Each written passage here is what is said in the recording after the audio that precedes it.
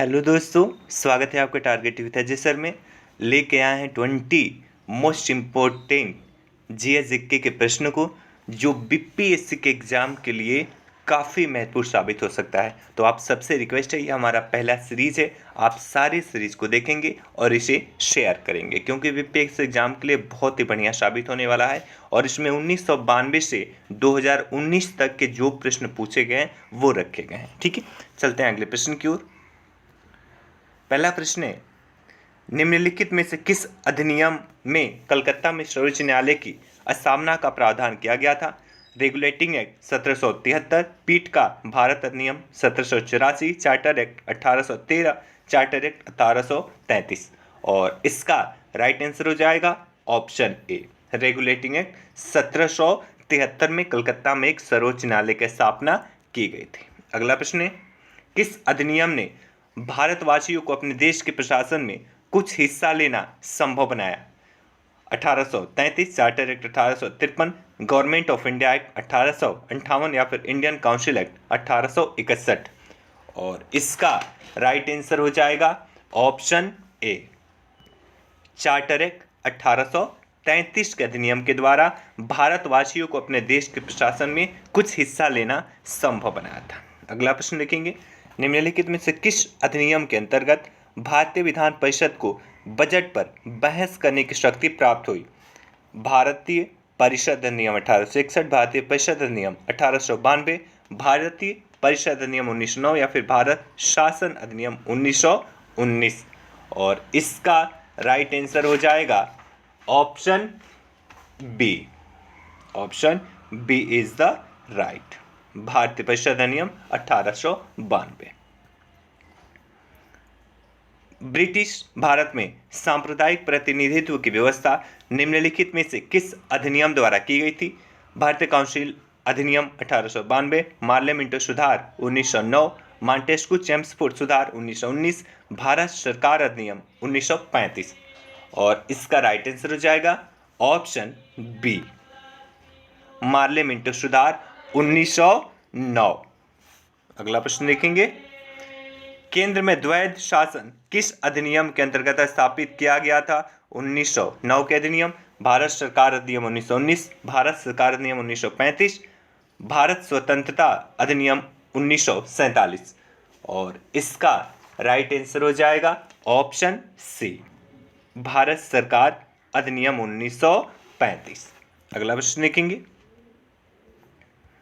भारतीय विधान पालिका प्रथम बार द्विसदनी बनाई गई 1892 के भारतीय काउंसिल एक्ट द्वारा, 1909 के भारतीय काउंसिल एक्ट द्वारा, 1919 के भारत सरकार अधिनियम द्वारा या फिर 1935 के भारत सरकार अधिनियम के द्वारा। और इसका राइट आंसर हो जाएगा option C, option C is the right, 1919 के भारत सरकार अधिनियम के द्वारा केंद्र में द्विसदनीय विधान पालिका स्थापित की गई थी, जिसमें ऊपरी परिषद को राज्य परिषद और निचली परिषद को कहा जाता था विधान सभा। चलते हैं अगले प्रश्न की ओर। राष्ट्रपति के अध्यादेश निर्गत करने की शक्ति प्रेरित है? भारत सरकार अधिनियम 1919 द्वारा, भारत सरकार अधिनियम 1935 द्वारा, भारत सरकार अधिनियम 1909 द्वारा या फिर भारत सरकार अधिनियम 1947 द्वारा। और इसका राइट आंसर हो जाएगा option B, option B is the right, भारत सरकार अधिनियम 1935 द्वारा। अगला प्रश्न देखेंगे, केंद्रीय विधानसभा का के निम्नलिखित में से कौन सा से निर्वाचन भारत शासन अधिनियम 1919 के तहत हुआ था? 1926 का, 1937 का, 1945 का या फिर नीचे आप देखिए कूट के प्रयोग से सही आंसर करेंगे। केवल ऑप्शन ए, केवल बी और सी, ए और सी या फिर ए बी सी। और इसका राइट आंसर हो जाएगा ऑप्शन सी। ठीक है, 1926 और 1945 का जो चुनाव हुआ था वो हुआ था 1919 के अधिनियम के तहत। ठीक है, 1926 और 1945 का चुनाव। अगला प्रश्न देखेंगे, निम्नलिखित में से किस अधिनियम द्वारा संवैधानिक निरंकुशता का सिद्धांत लाया गया? 1919 का भारतीय काउंसिल अधिनियम, 1919 का भारत सरकार अधिनियम, 1935 का भारत सरकार अधिनियम या 1947 का भारतीय स्वतंत्रता अधिनियम? और इसका राइट आंसर हो जाएगा ऑप्शन सी, 1935 का भारत सरकार अधिनियम के द्वारा संवैधानिक निरंकुशता का सिद्धांत लाया गया था। अगला प्रश्न देखेंगे। 1935 के अधिनियम द्वारा स्थापित संघ में अवशेष शक्तियां किसको दी गई थी? संघीय विधान पालिका को, प्रांतीय विधानमंडल को, गवर्नर जनरल को या फिर प्रांतीय गवर्नरों को? और इसका राइट आंसर हो जाएगा option C, option C is the right, ठीक है, गवर्नर जनरल को। अगला प्रश्न देखेंगे। निम्नलिखित अधिनियमों में से किस अधिनियम के फलस्वरूप बर्मा भारत से अलग हुआ?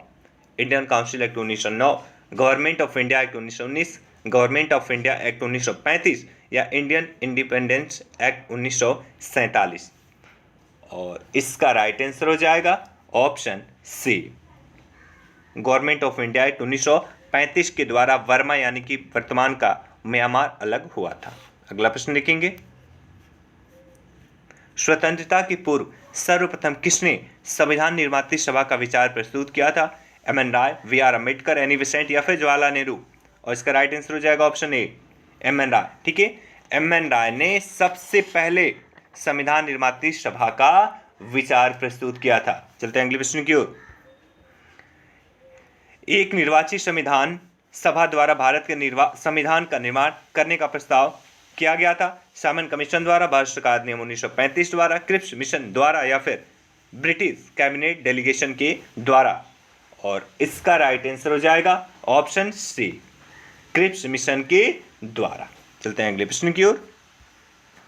कैबिनेट मिशन योजना के अंतर्गत संविधान निर्मात्री परिषद में प्रत्येक प्रांत को आवंटित सदस्य संख्या निर्धारित करने के लिए एक प्रतिनिधि कितनी जनसंख्या के अनुपात में था?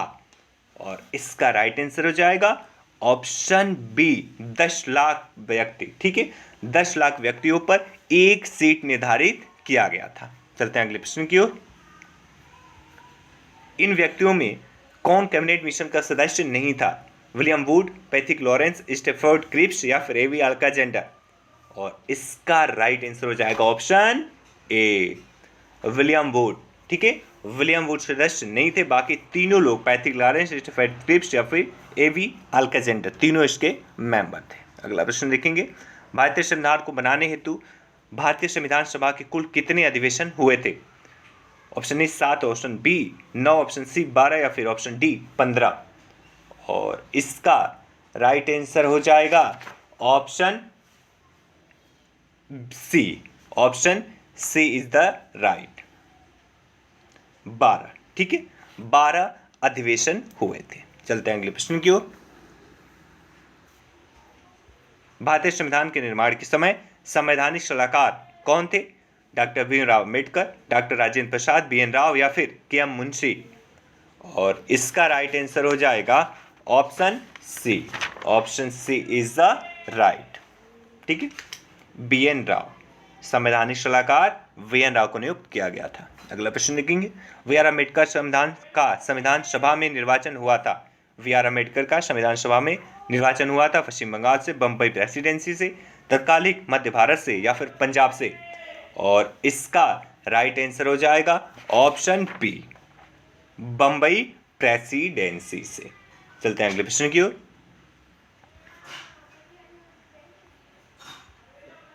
निम्नलिखित में से किसने सुझाव दिया था कि भारत की स्वतंत्रता के बाद भारतीय राष्ट्रीय कांग्रेस को एक राजनीतिक दल के रूप में भंग कर दिया जाना चाहिए? श्री राजगोपालाचारी, जयप्रकाश नारायण, आचार्य कृपलानी या फिर महात्मा गांधी? और इसका राइट आंसर हो जाएगा ऑप्शन डी, महात्मा गांधी, ठीक है, महात्मा गांधी जी ने सुझाव दिया था कि भारतीय राष्ट्रीय कांग्रेस को राजनीतिक दल के रूप में खत्म कर दिया जाए, ठीक है। आखिरी प्रश्न होगा, भारतीय संविधान सभा में कुल कितनी महिलाएं सदस्य थी? 15, 13, 12 या फिर 10? और इसका राइट आंसर हो जाएगा ऑप्शन ए, 15 महिलाएं शामिल थी भारतीय संविधान सभा में और टोटल सदस्यों की संख्या 299 थी। 389 थी, लेकिन पाकिस्तान के अलग हो जाने के बाद सदस्यों की संख्या 299 रह गई थी। ये 20 प्रश्न थे मोस्ट इंपोर्टेंट, जो 1992 और 2019 के बीच में पूछे गए हैं संवैधानिक सभा से। ठीक है, तो आप सबसे रिक्वेस्ट है वीडियो को ढेर सारा प्यार दें और इसे लोगों में शेयर करें। Thank you so much. कल मिलते हैं नेक्स्ट सीरीज में। इसी का नेक्स्ट आगे जितने भी पॉलिटी के प्रश्न पूछे गए वो सारे कवर करवा देंगे हम। Okay bye, take.